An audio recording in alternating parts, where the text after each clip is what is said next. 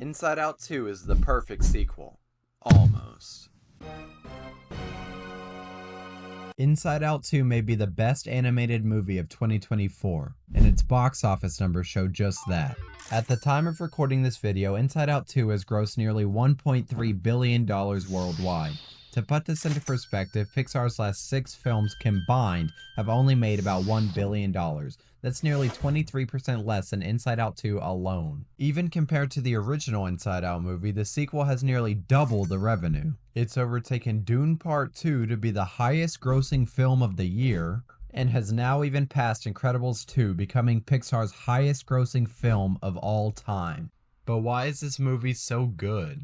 I'm going to break down Inside Out 2 based on characters, themes, story, and cinematography before giving it a final rating out of 100. Inside Out 2 actually does a very good job of introducing characters both old and new. The movie begins with Riley playing hockey and Joy bringing out each old character in one by one to help Riley in their respective area. This scene works great because it doesn't go over the top trying to reintroduce characters we already know. We've seen the original Inside Out, we know who they are. And while the scene doesn't try too hard to reintroduce them to the audience, it does reintroduce their purpose effectively. Anger helps Riley be more aggressive, fear helps her stay safe, disgust helps her put in the right mouth guard, and sadness helps Riley to be remorseful of her penalty.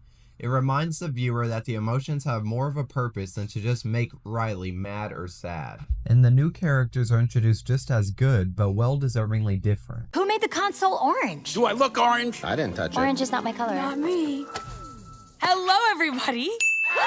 Given that it's their first appearance, the new emotions make a more proper introduction. Anxiety is the first new emotion we see, and her abrupt entrance just makes so much sense. Anxiety usually comes out of nowhere and just overtakes any other emotions going on before you can even realize that it's happening. This is perfectly represented by her introduction, and I really enjoyed it. In spite of what I'll say later on, I actually didn't mind Envy's introduction.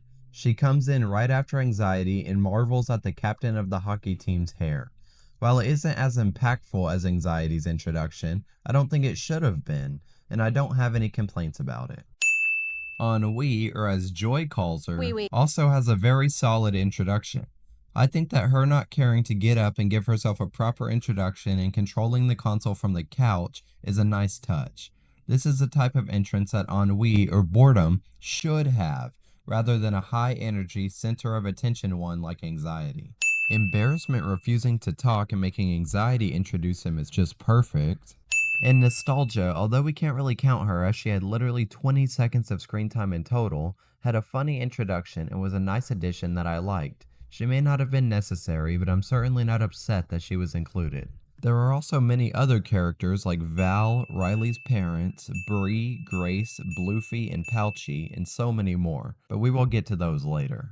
Substantially more important than character introduction is character development. This movie actually does character development very well, especially with the old characters. In this movie, disgust, anger, and fear are given more memorable moments than they had in the first movie. This is important to me because a sequel should build heavily on the old characters instead of just focusing solely on the new ones. Throughout this movie, with the old characters, especially Joy and Anger, we see a lot of a concept that was uncovered late in the first movie. In the first movie, when Joy and Bing Bong are stuck in the memory dump, Joy strays away from her usual cheerful attitude and begins feeling sad, lost, and hopeless. This was a shock to many viewers as they had never seen Joy act anything other than, well, joyful. This also led to speculation that maybe each emotion has their own set of emotions, but thinking like that just leads to an endless cycle of emotions containing other emotions. I like to think of it like this. Each emotion inside of Riley's head isn't the actual emotion itself, but rather someone who is in charge of that emotion for Riley. These characters are assigned their specific emotion because they have a cardinal trait synonymous with the emotion they control. However, they are still complex characters with multiple feelings. For example, Albert Einstein is known for being intelligent, Abraham Lincoln is known for being honest, Drake is known for being a musician. However, just because their one trait defines them doesn't mean they never exhibit any other characteristics. physics. There were times where Einstein wasn't displaying intelligence, Lincoln wasn't doing something that showed honesty or dishonesty, and there are times where Drake isn't making music. This applies to our fictional characters as well. Joy is a joyful person. However, there are times in the movie where she snaps and is angry or sad. Anger is an angry person, but when Joy is sad, anger displays that he is also caring and hopeful. All of the emotions have moments like this where they go off course from their normal personalities, and it adds a lot of depth to them. The emotions being multidimensional is exactly what makes it so easy to become attached to them. In addition to straying away from their dominant trait and forming their own unique personalities, we also see that characters learn important lessons throughout the story. This is really highlighted in the cases of anxiety and joy. Anxiety believes deep down that she is the best possible thing for Riley. This causes her to bottle up the old emotions so that they don't interfere with her plans to help Riley. By the end of the movie, Anxiety learns that she was way too hard on Riley and that she needs the other emotions to keep Riley at her best. Joyce starts off the movie with launching any non-happy memory of Riley's far away to be forgotten and putting all of her happy memories into Riley's belief system. She believes this is the right thing to do, but also learns by the end of the movie that she is no better than Anxiety. Joy, like Anxiety, has to come to terms with the fact that she can't control Riley completely on her own. We then have the development of envy and embarrassment.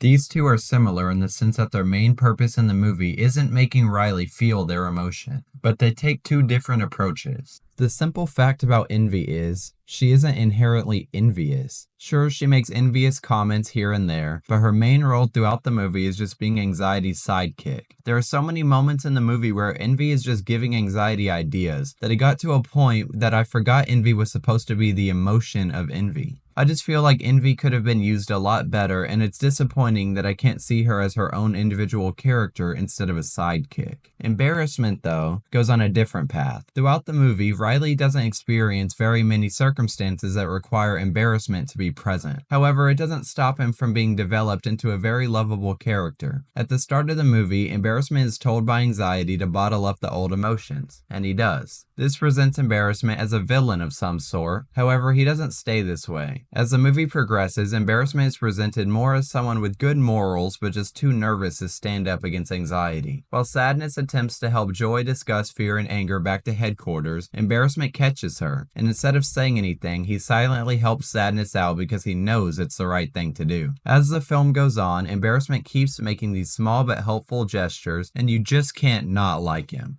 While Envy and Embarrassment are both accomplices, Embarrassment just feels like his own unique character, whereas Envy feels like an attachment of Anxiety. I've saved the best for last though, as there is one character that is developed far more than any other.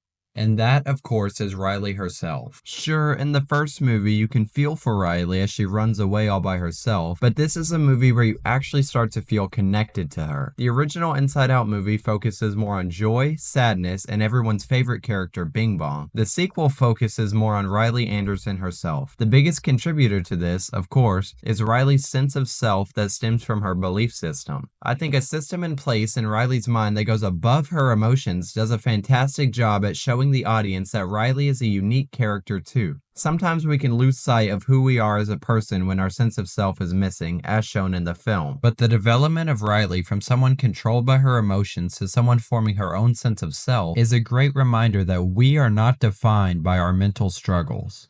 I only really had one complaint about the characters in this movie, so I think it's only fair to give 1 point off of perfect. 24 out of 25. The plot of Inside Out 2 is fairly simple. We are following two journeys. The first one is Riley and her experience at hockey camp trying to make the high school team. The second is the emotions inside of Riley's head trying to get back into headquarters to take down Riley's anxiety. When worded like this, Inside Out 2 seems like a relatively boring movie. But Pixar does a great job at storytelling, and it allows the viewer to become really invested. There are so many moments in this movie that I thought were way funnier than they probably should have been. It's Demo Day! I thought it was so funny when all the little pill characters came breaking into headquarters, destroying everything when Riley hit puberty. When Riley's dad asks her mom what they're gonna do with Riley away at camp and gives her this look, it really caught me off guard coming from a Pixar movie, and I enjoyed that. All the dialogue in this movie is just so natural and amusing. One of my favorite examples of this is when the characters are trying to ask for help, but they are doing it across a sarcasm that opened up in Riley's mind. Hey, I bet you're the best train crew in the world. Wow, those guys are jerks. This small dialogue exchange was just so creative and really added to the storytelling of the emotions journey. There was also a part where the emotions are locked away in a vault and we meet more side characters. In the vault, we meet Bluefy, Pouchy, Lance Slashblade, and Riley's deep dark secret. This part was so funny to me because the idea of keeping the childish things we still enjoy physically locked in a vault in our mind just makes so much sense. When Bluefy and Pouchy first made their appearance, I was visibly confused and didn't know where this movie was headed. But after a little while, I started to really enjoy the joke and thought it was actually pretty funny. This moment also set up Pouchy to be helpful to our characters later on. You know what? Good luck. Riley in the outside world also has some good storytelling moments. In the locker room, when Riley is laughing with all of her friends, this scene felt so real and natural that I physically felt secondhand embarrassment. That's what makes the story of this movie so good. Besides the little talking emotions inside of our heads, everything in this movie is plausible. It makes it so easy for the audience to connect with all of the characters. None of the dialogue is over the top, and all of it just feels like you're listening in on the characters speak, and not like they are trying to speak for an audience. Except maybe Bluefy. Do you see a key? The story is also enhanced so much by the many different themes explored throughout the movie and the fantastic execution of them. And that is exactly our next section. For the storytelling aspect of this movie, I have no complaints and I thoroughly enjoyed it. 25 out of 25. There are so many themes explored throughout Inside Out 2 that it would be impossible to cover all of them without this video going on for hours. But I picked the 3 themes that I believe are best covered in the film: identity crisis, social perception, and the one everyone is talking about, struggles with anxiety. A study done in 2015 by the Keck School of Medicine concluded that 37% of teens were struggling with their identity, and 95% of teens reported that they had felt inferior at some point in their life. It's a very common thing to question everything about your identity during puberty, and we see that with Riley. Alongside puberty, we are introduced to anxiety, who wastes no time before taking Riley's sense of self and launching it into the back of her mind. This scene is almost too realistic. Anxiety can so easily overwhelm you to the point you lose everything you know to be true about yourself. We see that before puberty, Riley believed that she was a good person, and after, Riley begins to question her own self-worth. She also begins to act out of character. After breaking into the hockey coach's office to read her notebook, Riley is hit with a wave of sadness as she realizes she shouldn't be doing what she's doing. It's very clear that Riley values doing the right thing, as honesty is still one of her active personality islands. So the remorse from breaking into the coach's office represents the internal struggle of Riley not knowing who she really is compared to who she wants to be. And in addition to struggling with her self-image, Riley also struggles greatly with how she wants to be perceived by those around her. Riley's struggle with social perception is first truly put to test when she has to choose between being a good friend and hanging around her best friends at hockey camp, or hanging around Val to boost how the hockey team views her. She hesitates to make a decision, but is ultimately going to choose her friends because deep down she values friendship. However, her anxiety takes over and she has a lapse in character where she is selfish and chooses her social status over her lifelong friends. Another time is such a simple but relatable scene. While walking with the hockey team, Riley struggles with where to put her hands and what to say and what to do. In reality, none of these things actually matter in the moment, and Riley is just overthinking. But wanting to fit in and feel accepted really does make us overthink every little thing we do. Shortly after, Riley is forced once again to choose between her friends and the team. When talking about her favorite band, Get Up and Glow, Riley's friends let it be known to the team that they went with Riley to a Get Up and Glow concert.